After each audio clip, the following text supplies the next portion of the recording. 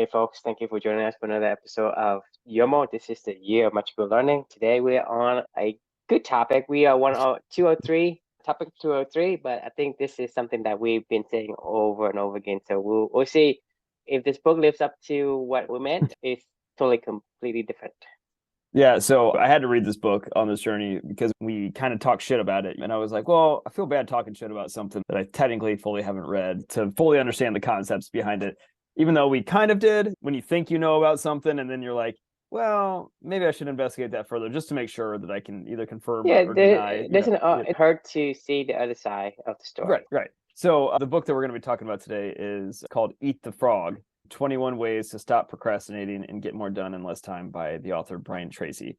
If you've been following along with this journey at all with Drew and I, eating the frog is one of those things that we seldom point to say this is exactly what we don't want to do. However, that term didn't come from nowhere. That term came from the author Brian Tracy, and it's the idea that Eat the Frog stems from is there's this old saying that if you do the first thing in the morning, if the first thing you do each morning is eat a live frog, you'll have the satisfaction of knowing that you're done with the worst thing you'll have to do all day. And for Tracy, it was eating a frog as a metaphor for tackling your most challenging task, but also the one that can have the greatest positive impact in your life at the same time. So this is what the sentiment of eating the frog is. It's tackling that most challenging task you have for the day. And obviously eating the frog isn't something that people want to really do, right? Most of the time, people don't eat live frogs regularly, Right. So it's kind of get the hardest thing out of the way at the beginning of the day. To Brian Tracy, it's the hardest thing and the most important thing out of the way, on any given day. So this is where I'll share my screen. This is kind of where the jump off point between our philosophies go this way and Brian Tracy's philosophies go this way is after reading this book, I can 100% say that I actually agree with everything that Brian Tracy wrote in this book, except that one huge gigantic difference between our philosophy of how we think of the art of living and the philosophy of how he thinks of the art of living. Everything that I can agree on is you should absolutely structure your day around the most meaningful things you should do every single day. Like you should 100% want to be tackling your highest priorities every single day. For us, it's actually a lot of those not urgent but important priorities every day that we like to call first things first activities that we learn from the 7 Habits of Highly Effective People. But needless to say, I agree with what he's saying. He's saying the same thing that we're saying. He was like, whatever your highest priorities are for the day, like make sure that you do that first thing in the morning. He calls that eating the frog because he, assumes that, if this is going to be the hardest and most important thing you're going to have to do all day long, then get it out of the way, right? And get it over with. So the rest of the day will all be downhill from there. Well, here's where I'm not going to speak for you because I think I know where your thoughts are. So I think your thoughts are aligned with where I am, but I'll just speak for myself in terms of the reflection. Here's the big jump off point between the two of us where our ideas divert from here. So agreed. Once again, meaningful work in the morning, whatever the most vital priority is for you every single day should be done as quickly as you can. And because it should be fun. For him, though, eating the frog is an analogy for something that's hard and challenging. For me, I actually don't think that meaningful work should be something that's hard and challenging every single day. I think meaningful work should be rewarding and satisfying and driven toward your purpose and something that energizes you and makes you wake up every single morning wanting to go do it every single day over and over and over again, right?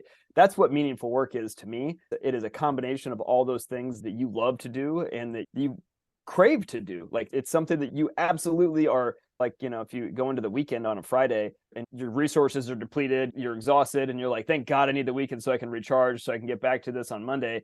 That's eating the frog, in my opinion. That's using all your willpower to make it through the week, to get through these really hard, challenging things that you don't really want to do, even though you say it's your most important priority, and it may be, except for that priority is something that you clearly don't want to do because you're depleting all of your willpower and resources in order to get to that point in time, and you need time to recharge. When you look at it the other way, where your meaningful work is your priority every single day, and meaningful work should be something that's energizing. By the time you get to that weekend, it's like, hey, like I don't want to stop, but I need to stop just because I know that I need some time to recharge, to get my brain right, or whatever. But it's like hard to pull away, and then you're like eager to get back at it on Monday morning because you've given yourself that little extra time to recharge, and rest is important, etc. So like that's the difference between the two of them for me. Is Brian Tracy points to meaningful work as eating the frog, meaning this has got to just shit you got to do, basically. We say meaningful work is stuff that you really want to do that aligns to all your values. So I call this, instead of don't eat the frog, which is what the title says, eat the cake.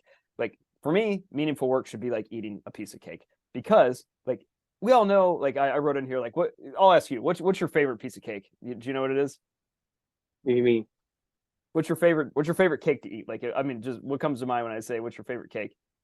Like literally, your literal favorite cake. Well, I don't eat cake, but German chocolate. I used to eat. What do you think of when you think of a German chocolate cake? What do you mean? What do you think of? Sweet or something I love to eat. Exactly. It probably gives you fond feelings. It probably gives you like, Yeah. oh, I remember, like my mom used to make this, or I don't know, right? For Yeah, me, everything else is good. You feel good. You feel excited looking at cake. You feel yummy when you eat it. You feel satisfied after you eat it. So to me, it's all the levels, not just like, oh, I eat it and then now I regret it. I don't have that regrets, right. right? So for me to eat that chocolate cake, German chocolate cake, it's all good. It's all around, positive. It's amazing. I mean, when I was writing about this, when I was reflecting on this one, I was talking about I was thinking about my mom's gluten-free carrot cake that she makes. It's like Mhm. unreal. Like, I mean, it is so good. It's so like just moist and delicious, and the cream cheese topping like of it. Like, I swear to you, I could eat that thing all day, every day. And I know that I shouldn't, but I mean, I it makes my mouth water literally thinking about it. And I'm like, man, like, I look forward so much to those days my mom will make this for like a special occasion. It's just unreal. Like, and I know if I overindulge and eat like, 2 or 3 of these pieces of cake, I'm a little bit miserable. But either way, like, it's amazing. I mean, I will never turn that cake away. If I see it, I'm going to eat it, Anyway, what I was getting at, long story short, is when you think of meaningful work as a piece of cake, I think of those vital priorities and those really important activities you want to do every single day. Those are the things that we call, living your values, right? And those are the things that we call things that you just absolutely want to always look forward to go do. So meaningful work should feel like that, in my opinion. And meaningful work should be something that you crave, something that you look forward to every single day, and something that's not going to hurt your health, right? Like if you eat literal cake all day long, like it's, that that's bad for you. But meaningful work is not. It's actually fulfilling. It's energizing. So that's what I mean by don't eat the frog, eat the cake. Like meaningful work should be, the best thing you do every single day, not the worst thing you do every single day. And if you live your life that way, it's sustainable. If you live your life eating a frog every day, it's not sustainable, in my opinion. It just can't be. Like, there's just no way. All right, I'll pause there. Love to get your thoughts. I mean, there's not much to say because you always say what I want to say. But I want to say this, though. I mean, I think Brian Tracy is wrong. How so? Because, like you say, when you eat the frog, you're doing something challenging. Regardless of what it is that you do, if you are made for it, then whatever it is that you do, it's easy. You look at a football player, for him to bench press like 400 pounds, it's easy. For a tennis player, for him to go and hit the ball around, it's easy. For Tiger Woods to hit the golf, practice, it's easy. He loves it. He can't get enough of it. A person who's a gamer, he can't get enough of gaming. A Yep. beaver in the water, he can stay in the water for hours, for days. You take a monkey and you put it in the water, an hour later, a half hour later, he's shriveling to death. Okay. So to me, you say, well, whatever that you do, it should be easy because that's the right thing that you're made to do. That's your meaningful work. If you had to do something that is hard, that is against you, then you are wrong in trying to say, I want to do this. This is important to me. In that sense, you're telling me that for a monkey, it is important for me to go into the cold and stay in the water and do whatever, right? Right. You're not made for that. You don't have the skin for that. You don't have the pelt like the beaver. You don't have the slime like the fish. So for whatever that you do, you're wrong because you didn't do the first fundamental thing first, is to understand who you are and then decide what's important to you. You can't say, well, something's hard, doesn't mean that's important to me, right? People love, there's some people who hate to do exercise and lifting weights. Right. There's some people who love it. I love to lift weights. I don't know for what reason, it makes me feel good. A lot of people, I'm gonna say the majority of people hates to lift weights because for whatever I say, this is pain. I don't know. For me, it's the first thing I do. I lift weight. I just, swing some weight. That's what I do. Right. That's what I do every day. Right. To me, that is the easiest thing. It's not the hardest thing. It's the easiest thing. And I do this every day, every single day, weekend, whatever. I do it every day. For me, health and physical it is super important to me. Therefore, to me, is why this I do it, aligns yeah. with my core values. So it Right. isn't hard for me to do and struggling with the weights. I actually love it. I mean, I actually do extra sets. I do 5, 6 sets for each one of them just because, hey, I didn't get enough. I want a little bit more. The thing is, I have to even stop myself. I think I have weights throughout. Like Oh, I yeah. work at home, right? So I have my computers and I have weights all over the place. And to me, you think about it, who does that, right? Somebody that really likes it. For you, if you don't like that, right, you eating the frog. Right. You eating the frog and you dreading it, right? You dreading eating, doing the things that you're not made for. Right. Or it's not a value, not important to you. So to me, I think Brian Tracy is wrong because he's advocating for you to do something that is hard. And he is saying that whatever is hard gotta be good for you. Right.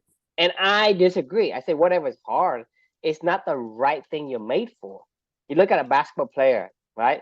He likes to play. He goes play. He can't do anything, right? Other than play. You look at a fighter, all he wants to do is fight. You look at a runner, all he wants to do is run. I met a runner, right? She runs every day, like 4 o'clock in the morning. She runs like 10 miles easy. And she go home, she run again. During the lunch, she runs again. It's not like she wants to, she has to. She just wants to. She's like, she packed, her Yeah. shoes, whatever. She just go and run. Yeah. Hey, it makes me feel good. So I do that. And to her, it's the easiest thing. For somebody like me, like running is huffing and puffing. I don't like to run. I don't know why, but I like to lift weight, but I don't like to run. I mean, Yeah. I can run fast. I used to play soccer. I can run fast, but I don't like to run for whatever reason. So for my friend, she's a runner, so she's a marathon. I'm more of a speedster, right? I speed Right. and I stop. I speed and I stop. I don't actually continue. So I used to play soccer and I used to play wing. So I just run up and down, up and down. But that's me. I have the spurt. I can run short distances, and I like that. But Yeah. for me to go like continuous, like for 15 miles, 30 miles, like cross country runner, I can't do it. I just don't. I mean, to me, that's eating the frog. My physique is made for like heavy weights and fast, like spurt, like out of the gate. You max out your energy quickly. So I'm made for that. So for me, doing that is fun. Doing that is great. Way to do the opposite thing, to do the thing that is hard, right? That's not made for me. So I think that if you think something is hard, it is not the right activity that you're made for. Therefore, Right. that's a fundamental difference in terms of, yeah, you're gonna have to do this, you have to do that. Thing is, if you say, hey, I don't want to learn, right? To me, there is something wrong with that question.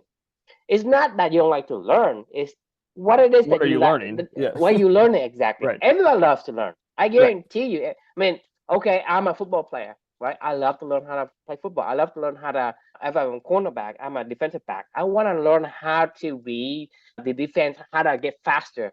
I mean, Right. you think anybody who hates, like, let's say I'm into gaming, right? I want to learn how to play better at the game, how to react, how to replay. Right. So you think about it. If you asking, hey, I hate to learn, I hate to read, or what? It's not about that because you hate to read because for me, it's an It goes back to the shit that you used to do back in school where they force you to read books you didn't want to read, and they'd force you to like solve math problems you didn't care about, and you're like, well, I don't like learning. And you're like, well, no, that's not what learning is. That's what learning in that environment is. Like, yes. but you're not. I mean, But you look at yeah, you're right. anyone, whether hey, I don't do it. I just want to chase girls, right? That guy learned how to figure out how to chase a girl, what make a girl likes, what kind of personality. He learns in the ins and out of that particular activity. That's Right. learning. For people who say, hey, I hate learning. No, you don't hate learning. You hate the mechanism. You hate being forced to go do something that you don't want to do, which is eating the frog. Like, I mean, that's exactly what eating the frog So, is. so that's what I'm Yeah. saying is eating the frog, right? That's why I say he's wrong. I agree. No, I agree. That's the funny thing. That's why I read this book. That's why I said at the beginning of this, like, I actually agree. If you go up and even to the description of the book, it'll say, for Tracy, eating a frog is a metaphor for tackling your most challenging task, but also the one that can have the greatest impact in It your life. shouldn't be So challenging. this is what I'm saying is like it's a contradictory statement to say, well, this is your most challenging task, but this is also the one that's going to have the greatest impact in your life. Like what we're saying, But that's my problem. Like, it's not challenging to do the stuff that you just naturally like to do. Yeah, don't get me wrong, it's hard. Like sometimes you can. It's not easy to go lift weights or to go run or to go play tennis. But hit the ball against the wall for like 5 hours, right? But that's what a tennis player loves to do. Exactly. Like, or they should. It's not easy. I mean, the thing is, people can't even lift weight for fucking 15 minutes. I do this all day long. You look at anyone who's in the gym the whole fucking day. I hate going to the gym. I used to do it because I was forced to for like sports by my Exactly. by So my to coaches and me, stuff. And everybody I has hated every made. minute of it. Yeah. They're made for different things.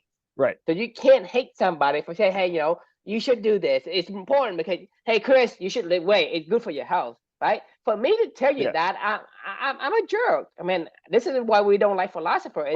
Who am I to say, hey, you have the same kind of build like me, that you for whatever reason, it triggers your positive emotions when you lift weight. For you, it's different. For you, say, hey, for people who read books, right? It gives them a sense of joy. For me to read books, it gave me a sense of dread because I just can't. But for me, it's to go and listen to an audiobook. I'm like completely like zoned into whatever it is that my book is. You asked me to do an audiobook. There's not much I can do because I have to focus, concentrate completely on it. And I'm into that. But for me to read it, because my eye isn't able, or wasn't conditions, right? When I was younger, I wasn't very good at, academics. So I was completely, I guess, left behind in that. So for me, reading isn't the activity or the mechanism. For me, it evokes a negative emotion. The longest time I didn't read books. But once I found Audible, it's like I probably listened to more Audibles than 100 times the books I've read. And that's not embarrassing because I told you, until like 40 years old, I read like maybe one book cover to cover, right? And I've listened to like 200-300 audio books in the last 3 years. And if you think about it, that's not embellishing. Hundreds of times more in audio than the books. But that's the thing isn't about the mechanism of how to learn. It's about the learning itself. Is what are you interested in? And whatever you do, that is easy. It is hard in terms of the effort universally looked at, right? But it's easy for someone who, like I told you, if you are a cornerback or you are a wide receiver, you love to go up and down. You love to do the cuts, right? For a tennis player, you love to do forehand, backhand, and serve, whatever. And some tennis players don't even like to serve, and some people just like to do certain things. But that's the thing. Everyone has a activity that they do that they're made for, and they're very good at it. When they're good at it, it is easy for them, even though it's challenging. It's fulfilling for the majority of the people. For that particular person, it's easy. You look at a fish, she's gonna glide in the water. It's effortless. For me, butterfly, like you do the butterfly style, you do the freestyle, you do whatever. It's exhausting. You think about swimming, right? Exactly. And he's gone, right? For you and me, going to the water and huffing and puffing and trying to swim, and it's like, oh, I wouldn't have gone this far. You think about it. I mean, it's the same act, which is swimming. To go to displace water, for a fish, it's effortless. And for a fish, it is the easiest thing, and it is the most enjoyable thing. For us to go swimming is not the easiest thing, and it isn't the most enjoyable thing for most people. I mean, maybe Michael Phelps or someone else, but and even Michael Phelps, I don't think swimming is his thing, because if he stops swimming, that means he just wants the. Well, no, actually, that's actually, I would challenge that one. Of like, I think Phelps loved it. I think he never understood why he loved it. I think he understood. I think he thought. I'm totally speculating on this. I think he thought that I love this because I want the outcomes of it. Right. Took it away from him. He realized I actually do love it. If you do something, right? Let you do something and become good at it, and then when you get to the top and then you retire, right? And you don't do it anymore. And you didn't love it. Really, that you thought you love it, but you didn't, because if you do, I mean, regardless of if it's for an Olympic gold medal or for just the fact that I get to be in the water, you think about somebody who loves the water, he's gonna be like, even if we retire, he's in the water like 5 times in a day or whatever. I mean, he's gonna be in the water all the time. Just like the fact that you play tennis like 3-4 times a week. I would actually say at the other side of it, of like, with my actual career of sales, right? Like, I can guarantee you this, that for the rest of my life, I will still try to be persuasive in conversations with people, whether or not I'm working at a company or not. This is stuff that I love. Or just talking to somebody, and you could say, hey, I love to talk, right? And I love to understand the other point of view, Right. see the problems, and I love find to debate solution, an because idea. that's a Right. sale. Man, Right. that's a sales out of the sales, right? And so Right. you don't actually stop just because you don't work. You don't make money Right. out of it. I mean, you do that with me. You do that with even with your wife. You say, hey, Right. Of this course. Yeah. book is like this. You're gonna do that. And to me, that is what you're fitted for. Right. That's You not are eating the frog for me. Like, I just wish I could do more of it. Like, I think about this regularly. exactly. Like, look, I know that I'm never going to be a pro, but that doesn't mean that I don't love to play it every single day. And honestly, like, I have dreams about stuff like, where I'm like, man, the other night, like, where I'm working on a new backhand right now, and I played a match on Saturday, and all Saturday night long, as I was sleeping, I was dreaming about hitting this new backhand. And I was like, man, there was a couple times during the match. It was really frustrating because there was a couple times during the match where I made a lot more unforced errors than I normally do on my backhand side. But then there was a few times in the match where I hit, shots that I could never hit before with my old backhand. And I was like, oh man, I see why I'm doing this, and this is just a timing thing at this point in time. And it's just muscle memory. And like, I can see where I'm getting the results that I want to get. Now, am I getting it all the time yet? No. But at the same time, like, I can see where I'm doing new things that I could not do before. And I'm like, that's intoxicating. That's something that I want to go back. I want to go, no joke, true, right now. It's like 55 degrees outside in Indianapolis, and I know I want to go exactly down. what you mean. I'm going to go down the street like as soon as we're done with this conversation, and I'm going to go get my ball machine out because I can actually go outside and hit tennis balls, and I'm going to go practice my backhand because I've been thinking about this for days now, and I'm like, I just want to get back out there and go hit my backhand. And I've actually texted like 4 people already today saying, hey, because I don't have work today. This is assuming you can't wait to do. Right? That's I know. that's what I'm like, saying is, I'm looking so forward to it. when you say something about challenging, you stop me right there. I don't want to read the second half of the sentence, right? To me, if you say it's the most challenging, there's something's wrong here. Right. Something's wrong here. I want to be challenged by this. I look forward to the challenge of it. It's fun. It's eating cake. It's not a frog for me. There's no frog in here, right? If you eat the frog, fundamentally, you're doing the wrong activity for who you are, who you're made to be. And so to me, that defeats the purpose of the rest of the sentence. I mean, I don't care. I mean, you say, what is the most positive impact in your life, right? What does that mean, right? Based on the challenging, how would that impact your life? Because this is aligning in the first place. So regardless of how much effort you put in, the greatest impact in your life is just what you think will give you the impact, not really the impact. Because you look at Andre Agassi, he became the top tennis player, and yet he was depressed. He did the most challenging. He thought that he was eating the frog every day, having the fame, being the world class at this is what he wanted. But then that was the wrong vision. So he thought that was the greatest positive impact that he can have on his life, but he was wrong. That's what I'm saying, because if the first one isn't aligned, the second one is probably going to be wrong. Even though you think it is the most impactful for your life, it isn't. Right? Because the first fundamental, the core functions of who you are not aligned with activity. It is not going to be good for you, regardless if you can be a champion at it or not. But then after he can't go into the moon anymore, like, he gets depressed. Yeah. Well, he could have found a similar task. Like, that's the thing, is like, that's when you got it. Buzz Aldrin was beavering on purpose. Michael Phelps was beavering on purpose. They just didn't know why they were beavering, like, in general. Like, they didn't understand the core, the foundation of why they were beavering and why this naturally aligned to what they were doing. And that's when it all fell apart, when you took away the activity. And then they were like, well, I don't know where to go beaver now. Like, any good beaver should be able to go find another pond. You know what I mean? They're like, oh, I know what I like to do, and I know why I like to do it. So, like, I'll just go find another pond to go beaver in. It may not be the exact same pond. It may look a little different. The dams you may build. Right. But you look at, like, a lot of these world-class people at what they do, they are good because they eat the frog.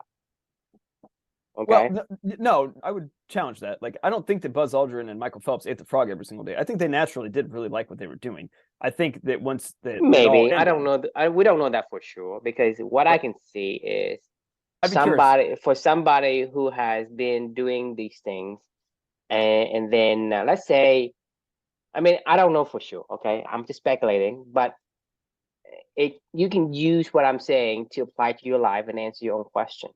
Because if Michael Phelps has been training for 8 years, 16 years, whatever, to win a bunch of gold medals.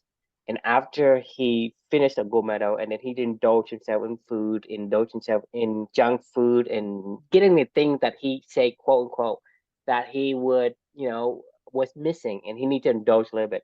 If he did that, right? I don't know if he did, but if he did that, or if you do that, then you are suppressing something that you are, you don't want. Meaning that you are doing this for the sake of getting a gold medal, not because of the real reason why you did it in the first place. For me, is I quit coffee like 2 years ago, right? Yeah. Right. So it's not like, oh, I can't wait until my 5th year and I go back and indulge coffee again, right? If you're quitting for the right reason, you are far from wanting to go back and indulge in hamburgers or beers or whatever, because Michael Phelps has a great physique because of the strict diet that he's on and his strict regimen. He's on that regimen because he wants a gold medal, not because that's what he wanted. But once after he retired, he go and indulge in pizza, in junk food, in beer. Right. Then I'm telling you, because I'm saying, I don't know if he did that or not, but if he did, then swimming wasn't his true activity for him and his makeup. And so if you quit something because you had another primary goal, then whatever you do isn't the right thing for you. Because you are eating a frog, you're forcing yourself to sacrifice. If you're saying you fight something, that's a wrong thing. To me, I've seen in my career, my sales career, so many people that are so unhealthy and they're pushing so hard to try to be the best they can be, and they just spiral out of control. Like once they realize like they achieve, a few things here and there, and then they're like, shit, like you just watch their health deteriorate, you watch them, like their family lives deteriorate, you watch everything just fall apart because they don't know where else to go from there. They're like, I've spent so much time trying to be really, really good. I've seen this happen. I can't even count how many times I've seen this happen with people that are just so unhappy like with what they're doing, but they're like, I don't know what else to do at this point in time. And like they have so much pressure on themselves to want to succeed just by the team environment, or you grow up just learning how to be competitive or whatever it is, but they're doing all this stuff for the wrong reasons. You're never doing it for yourself. Like if you're battling yourself every single day to keep coming back to I highlighted this for a reason. I mean, basically, you if you have to eat the frog, because the thing is, yes, Michael Phelps has good physique, right? Because you think about it, it's an overlap of activities, because he could be, hey, I don't know, he could be a track star, for example. He could be a track star and he loves to run. Sure. So his physique is essentially fitted as well for swimming, but swimming may not be his thing, but he still excel at it because he has overlap of some abilities. But for him to say, hey, I'm doing this swimming because whatever, and he sacrificed. The moment you sacrifice, you think you sacrifice something, the moment you have to use your willpower to do something, you are eating the frog. And that means that it is not completely 100% resonant with whatever you do, because whatever that you do, it should not take any willpower. It gives you willpower. It gives you willpower to play game. It gives you willpower to go and hit the ball. It gives you willpower to go and play catch with your dad, with your friends, with whatever. You can't wait to do. I mean, when you have something that you really want to do, I say, well, Chris, before you can do go out play with tennis, go wash dishes. I actually that activity you do, just going out and play tennis, actually gives you willpower to do the dishes. No, right? you're right. That's what I'm. But if you say, hey, I'm going to do this, right, and you use willpower, then that activity isn't right for you. I totally agree. 2 points I want to make. The more that you're talking through this, the more that I am thinking about my own sales career, right? When I used to sell to small business owners at Angie's List, I got to use my power of persuasion skills and problem solving skills with the business owners every single day, all day long. I loved it. It was so much fun. I craved every one of those conversations because I was helping people to solve problems. And that's what I love to do. Now, juxtapose that with the next time in my career. In between then, I led a team. So I didn't really do that for like a 4-year period of my life. And then I went back to selling at Salesforce for the past like 3 or 4 years. And in this role was the first time I've ever experienced this with like kind of more the enterprise selling motion of it's basically a lot of project management. It is not selling. Like, and I didn't get to sell ever. I got to have maybe 1 to 2 conversations a week, like 30 minutes, where I got to actually do the stuff that I used to do literally for like, I would do it for 8 hours a day. In my previous job when I was at Angie's List, like I would do it all day long. I was the last person there in the office because I wanted to talk to somebody again. I was like, I can't wait to have another conversation with somebody. At Salesforce, I was like, God, I am not a project manager. I hate herding cats. I hate trying to get 5 people to do stuff they don't even care about doing to be able to ultimately get to somebody that does care about something. It was not like, it is still selling, right? The job is still sales,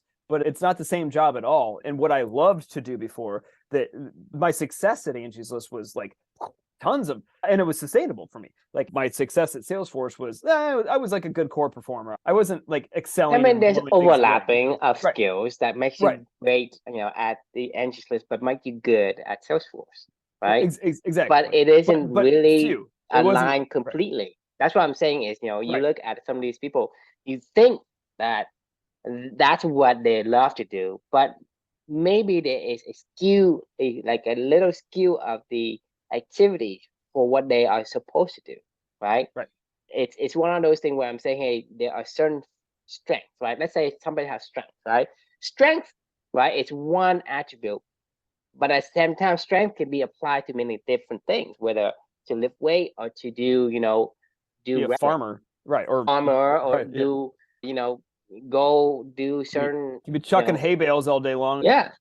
And so that's the thing. It is super important to spend enough time to understand who you are and understand exactly the activity you do, that it's going to make you really, really eating the cake every step of the way, not just majority of the step of the way. Because if you had to do 2 eating the frog in between, that means it's not 100%.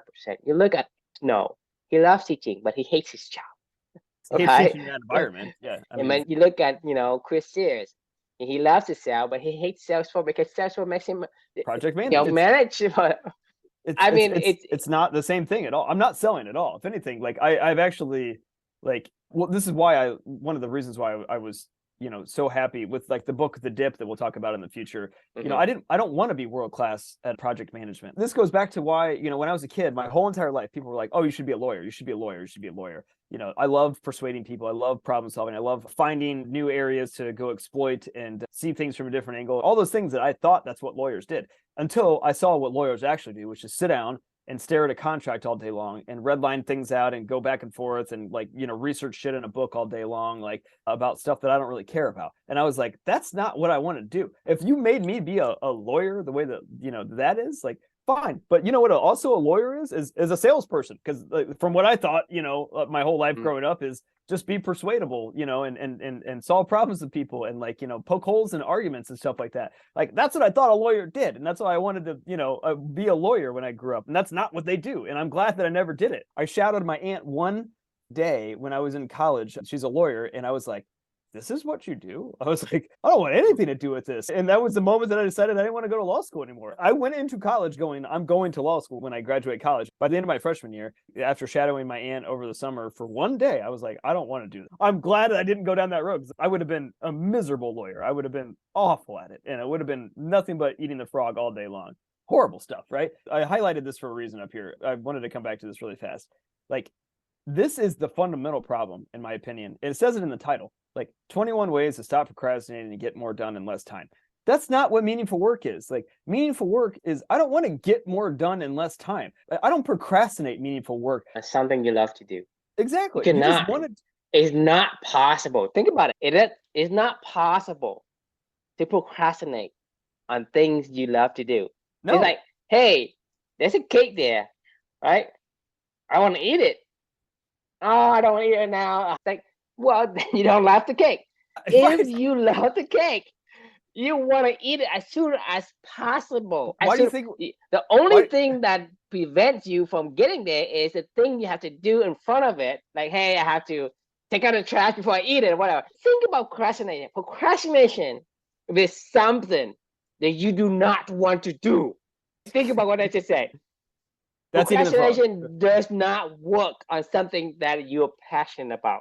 If you love to eat the cake, you love to play games, you love to play football, you You have to love to stop whatever. yourself from doing it. Like You you have to have literally stop yourself from doing it. It's the anti-procrastination, and it cracks me up that you just said this because you know why we're talking. So I was like, I want to get it. I want to get this conversation. I want to have the conversation earlier during the day. But the only reason why we're having it right now is because my son's at home because he also the daycare is closed that he goes to because it's also a national holiday. And you know what? It was he was awake, and I had to I hate to say this. I'm not.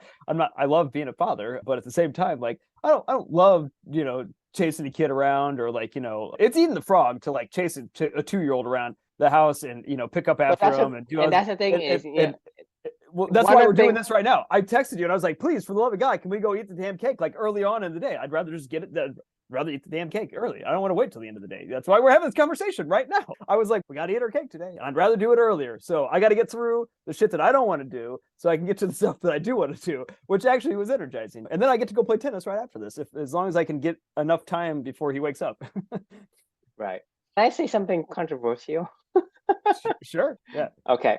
So you notice how that you don't love to take care of Lucas in the way that you're supposed to take care of him? Yeah. Yeah. It's because you're not made for it.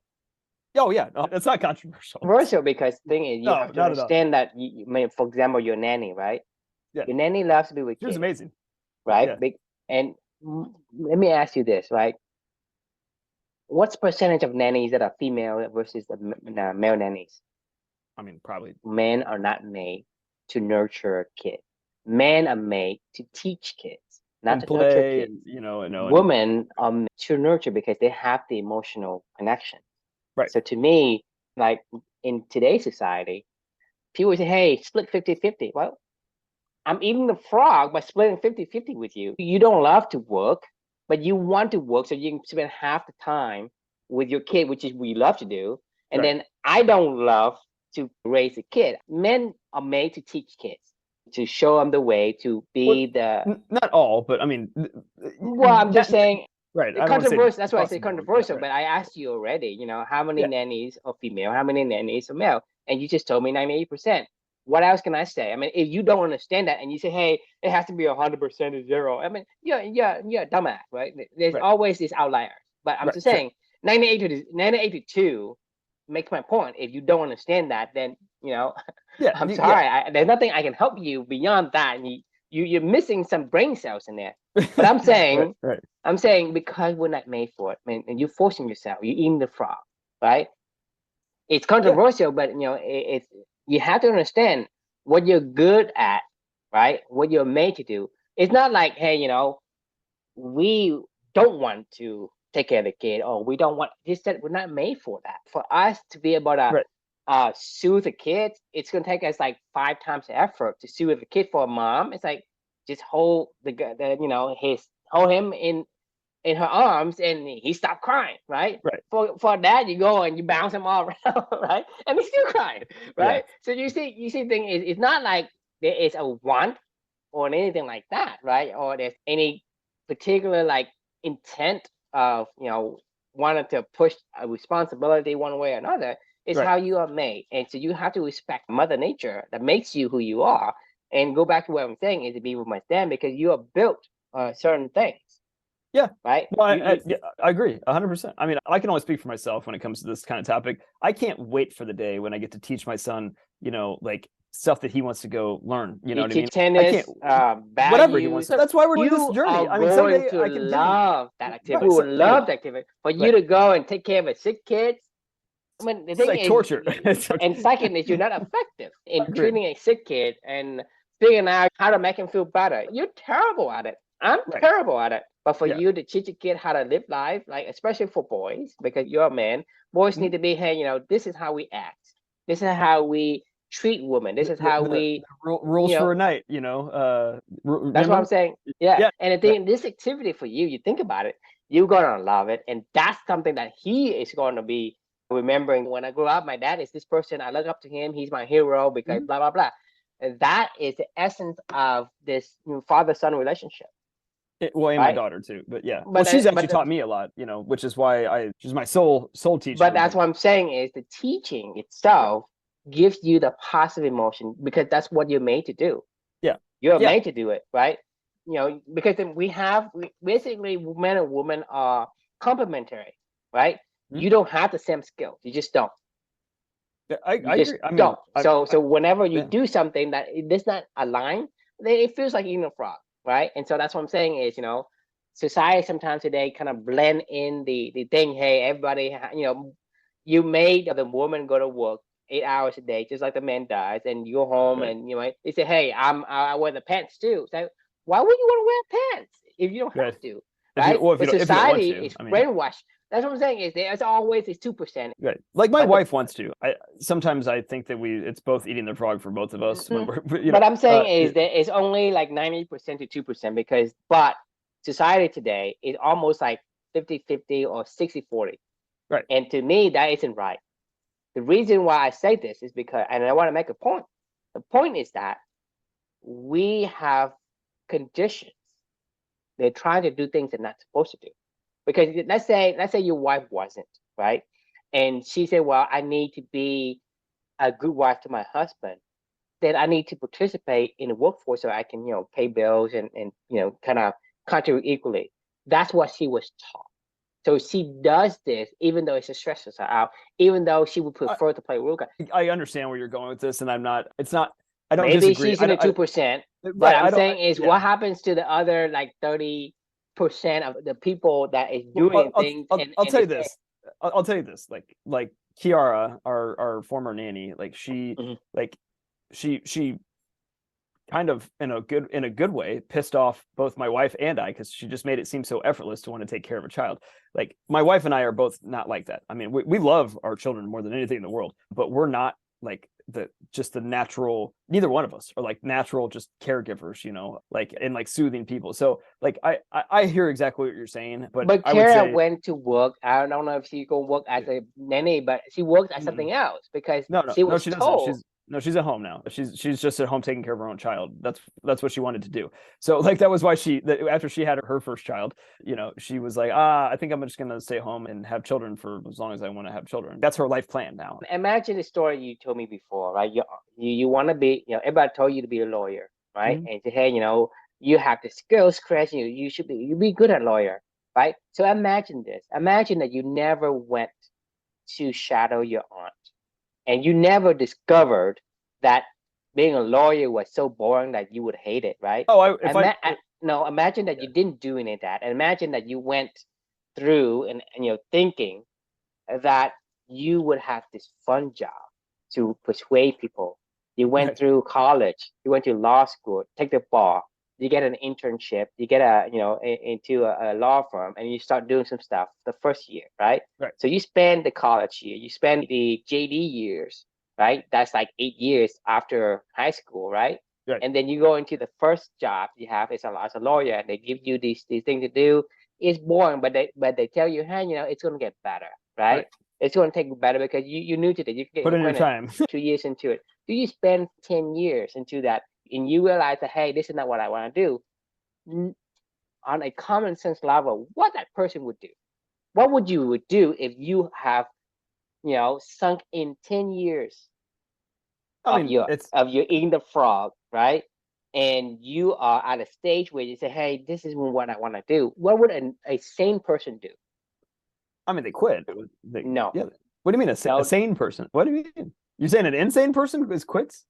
An insane person would quit, but a sane person, I was because say, it's a sunk cost fallacy. I would actually call that an insane person that keeps doing the same thing that doesn't get results anymore. But that's what society. A person goes it's and double spend down. 10 years, right? Yeah. 10 years. No, because you say, well, I love to argue, but now I have to read all the fucking books to go to the law school or whatever, right? Right. And they tell you it can get better at the end of the day, right? And you had that vision of better. So you eat the frog throughout law school, throughout college, throughout law school, throughout the first 2 years, right? You are eating that frog to wait for one day you get to do what you thought was good, right? And then it wasn't. But Right. people don't stop. They Oh, don't I agree. stop. They I mean, continue on until they're 60 years old. it And gets they say, worse, actually. fuck. That's what I'm saying is the conditioning of society is very, very dangerous, because if you don't understand who you are and you did not figure out that you didn't like law school, I guarantee you're going to be a depressed lawyer by now. 100%. I mean, there's not a debate. There's not even a doubt in my mind what you're saying is true. If anything, this goes to the Darren Hardy entrepreneur roller coaster. Don't miss the point, right? They'll spend their whole life going double. They'll not just 10 years into it. They'll go, I'm going to double down. You know what? I should just run harder up this hill. Like, you know what I mean? I'm going to go read more books. I'm going to go find people like Eat the Frog. I'm literally going to go read all the and Brian they're going to read all the these good to people greats, all the, and say, I need to stop procrastinating, and I need to get more done, and blah, blah, blah, blah. Insane productivity, like the course that Darren Hardy offers called Insane Productivity. I mean, they'll go invest into their learning of the shit that they don't care about, because they're like, I just got to eat the frog, man. I just got to do it harder. I heard, gosh, I wish I could remember where I heard this at recently, but it was something like, if you find yourself doing something that feels like it's not fun, like the worst thing you can do is to double down and go harder. It's the absolute dumbest thing you could do. It's like eating the frog, and then you're getting sick and say, well, it's more frogs. Right. I mean, it's a dangerous thing, because you think about this. I don't want to. Depressing. Yeah. The thing is, you have to understand what I'm trying to say, though, because if you say, I'm eating a frog and I get sick, right? I'm saying that you're going to tell yourself, I need to eat more frogs so that my body gets used to it, so that it's going to fight itself. Yeah, right. Yeah, no. You put Luca in a daycare and he gets sick and say, well, eventually he get over it. Right. That's what you're telling me. And to me, it makes no sense. You know how many people I have to argue with about this? I cannot tell you how many. Like, my family was over for Luca's birthday on Saturday, and I shit you not, I think I had to argue with 6 people, at 6 different occasions, because Luca was sick. Like, when they came over, Luca was coughing, snot running down his nose, and I'm like, daycare, what do you want me to do? He was fine on Thursday and he's sick on Saturday. And they're like, well, it'll build his immunity. And I'm like, don't fucking tell me this. Do they say that every single time? I'm like, that's my problem. My sister, I love her to death, but she was over and she's like, well, Chris, how do you think that people build their immunity? And I go, are we going to have a scientific debate about, how the immune system works, Kristen? I know how the fucking immune system works. I get it. I get how our immune system works. What it doesn't work with is when you shove people that are unnatural in an unnatural environment, at a time in their life when it's. Anyway, I was like, I don't want to argue with you about this. I was like, I'm not gonna do this. Fine, have whatever thought you want to have at this stage and this in the game of this preschool game. I'm eating the frog every single moment of every single day. And now my escalation of commitment is we're 4 months into this thing. Spring is just around the corner, and I'm praying to fucking God that by the summertime or midsummer, he's been here for a year, that finally this frog will relent. Because you spent 10 years in this law track that you go on and say, well, I'm going to spend another 10 years, eventually get better. We are being taught, we are being conditioned to follow through these. Not just being conditioned, I'm being yelled at by every single person that I bring this conversation up to. They're like, everybody's gone through it, man. You just got to keep going through it. And so they're going to fight you for it. It blows my mind. It drives me nuts. So I actually thought about this the other day. So the way my brain works is I'm a problem solver. I thought about this the other day because this has happened now a few different times in the daycare world, where I've been called to go pick him up, after I drop him off at 9 or 10 o'clock or something, he'll have a diarrhea diaper from whatever stupid, illness that he got from somebody that day or whatever. And anytime you have diarrhea at the daycare, it's you got to go home, right? So I'll get a text at 10 o'clock while I'm on a meeting, and I'm like, hey, Luca has diarrhea, he needs to go home now. And I'm like, God damn it. So I'll go pick him up, but then I'll come back home and, he'll hang out up here with me in the office while I'm having phone calls. He can play a little bit on his own at this point in time. And as long as he's safe and he can't run down the stairs, I just put the barricade up. Right. And this room's pretty protected for the most part. So he has plenty of toys in here. He can play, do whatever he wants to do. I just check in on him behind me. He can't really go anywhere. And then we make it to nap time around 1 o'clock or something like that, 12:31. And he usually sleeps like 3 hours, from like 1 o'clock. He's usually asleep until about 4. Most days he sleeps about 3 hours whenever he goes down for a nap.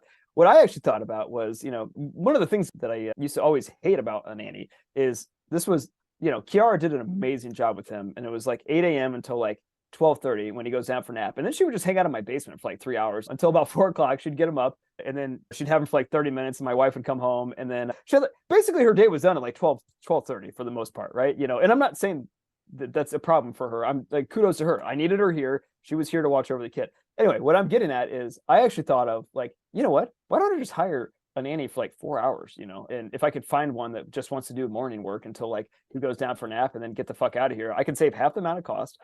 I'm here. It's not like I'm going anywhere, so if he gets up at like 4:30, I'll just tell my team or whatever, like, hey guys, Luca got up a little early today, or I'll just take the last call of the day that I have with my team at 4:30 with him in the room up here. It's fine. Long story short, there's always a solution. If I wanted the solution to be, I don't want my son to be in daycare, I could think of, and I have thought about 30 different scenarios where I could figure this out going forward. It's possible. It's really hard for people to say, I'm not going to listen to what everybody else is telling me to do. And I'm just going to do what I want to do, which is natural and aligns to how I want to live my life.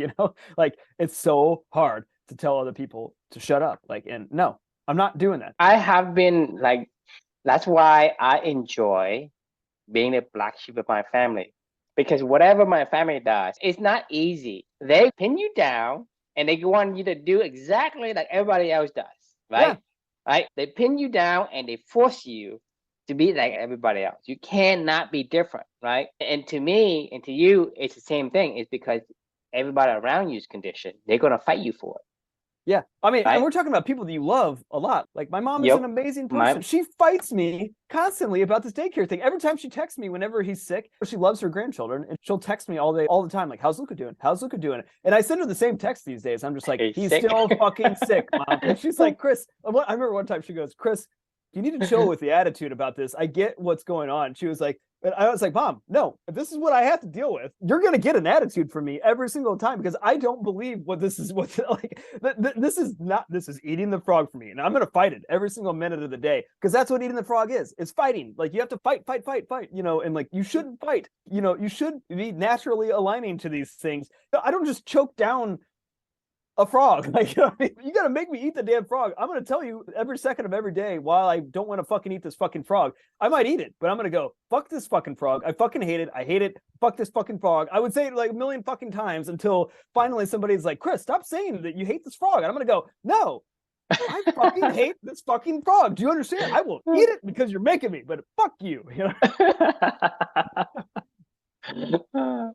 Yeah, I mean, regardless of anyone else will tell you, even the closest person in your family does it. If you're sick, can your mom take the pain for you? Can your mom endure the pain for you?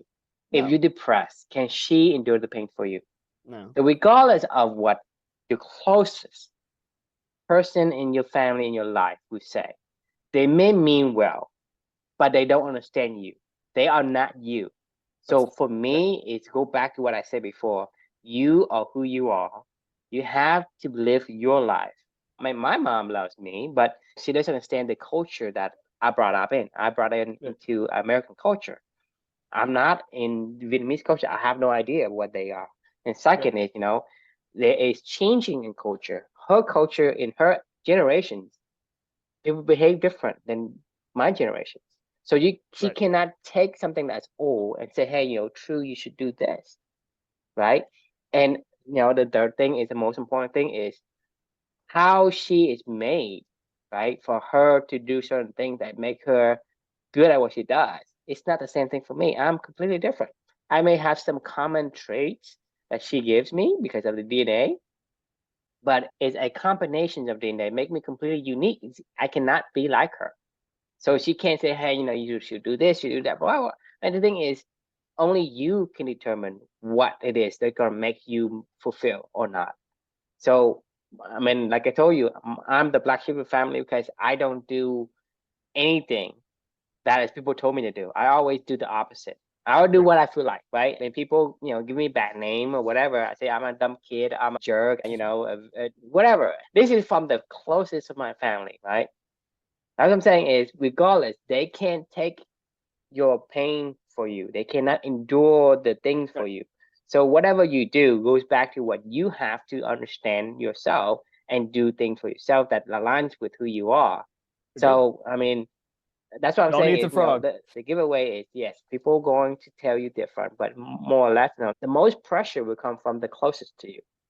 100%. But even then, you still should not give in to them, because Agreed. they cannot endure the wrong mistakes that they told you to make. You know, my mom, I did go to daycare when I was like 4 for like a year before I went to like preschool or kindergarten, I think. My sister, I don't think ever went to preschool because I think my mom was at home with her and I until, you know, she went back to work, or like when my sister was like going into kindergarten. And my sister has 3 children and she has been a stay-at-home mother by choice.